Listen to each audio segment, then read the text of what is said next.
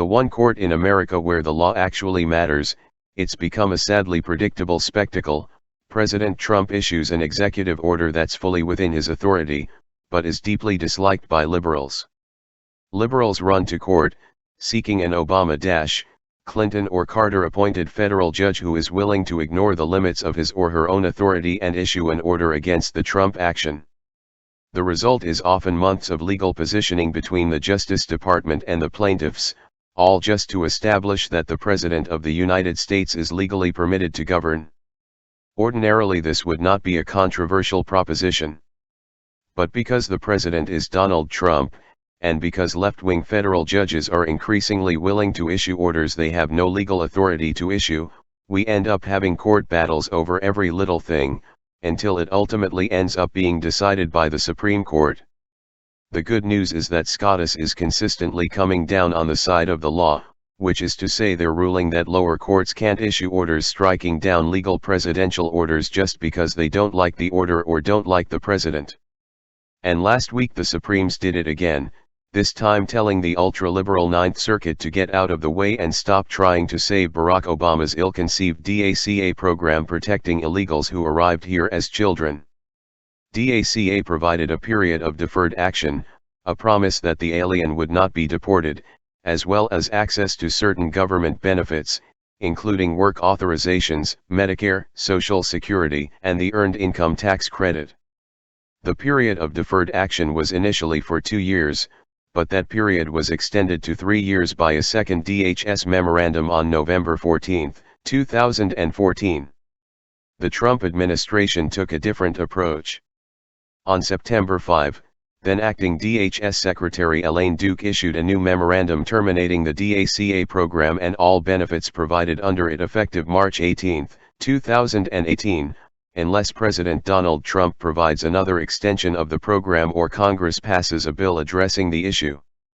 The acting secretary stated that her determination was based in part on the Attorney General's conclusion that DACA was unlawful and likely would be enjoined in potentially imminent litigation. Shortly thereafter, the administration found itself in a legal battle.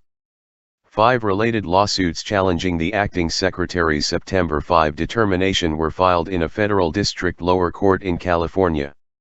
The suits argued that the determination violated the Administrative Procedure Act, which governs the way in which federal administrative agencies may propose and establish regulations, and denied affected aliens due process and equal protection under the law.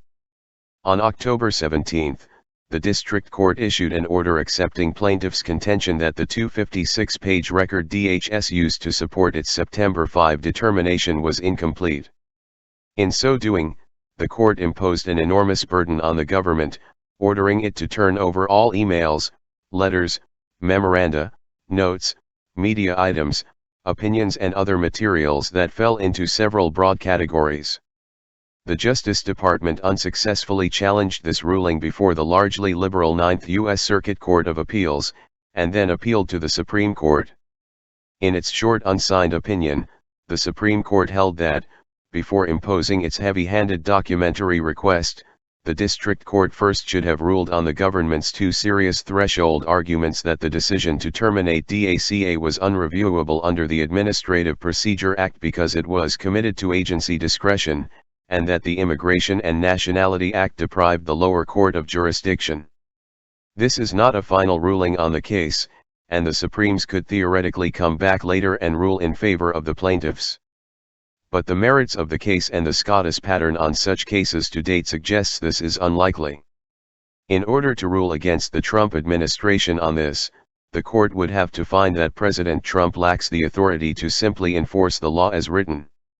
It would further have to find that an executive order of one president directing the bureaucracy not to enforce statutory law trumps the statute itself. In other words, the Supremes would have to rule that once a president decides to refuse enforcement of an existing law, no future president can come back and resume enforcement of that law. The Supreme Court is not going to do that. But it continues to astound that so many lower-level federal judges are willing to issue such rulings, which is why it's so important that President Trump and Senate Republicans are making so much progress in appointing conservative judges to the federal bench wherever there are vacancies. In addition to Neil Gorsuch on the Supreme Court, Trump has appointed 19 judges at the Court of Appeals level and 48 at the District Court level. Many have already been confirmed, and the Senate is moving quickly on those still needing confirmation. Why is this important? Because liberal judges are willing to ignore the limits on their own authority to issue orders preventing a Republican president from governing, and liberal activists know they can judge shop when they file lawsuits against legal presidential actions, ensuring that they draw the judges who will assist them in weaponizing the federal courts to become a quasi-political branch of government. President Trump inherited a lot of federal bench vacancies, and his decision to move with alacrity to fill these vacancies means judges who will respect and follow the law rather than simply doing whatever they want in the service of a political agenda. For now, a conservative majority on the Supreme Court means liberals ultimately can't win these battles. But the battles shouldn't have to be fought in the first place. They're wasting time and federal resources, and we need new conservative judges who will follow the law and strangle such nonsense in the crib. I would also argue there's a case for impeaching federal judges, like Derek Watson of Hawaii, who continually abuse their positions and have to be smacked down by the Supreme Court as a result. That would be a political firestorm, but by rights it ought to happen. Short of that, I'll just say this: I have a lot of problems with Mitch McConnell, but his refusal to give Merrick Garland a hearing in 2016 saved the conservative majority on the Supreme Court. Without that, there would be no Justice Gorsuch, and a lot of these liberal judges would be getting their stunts upheld on May 4 SCOTUS votes. McConnell is also doing excellent work getting Trump's federal judicial nominations through the Senate.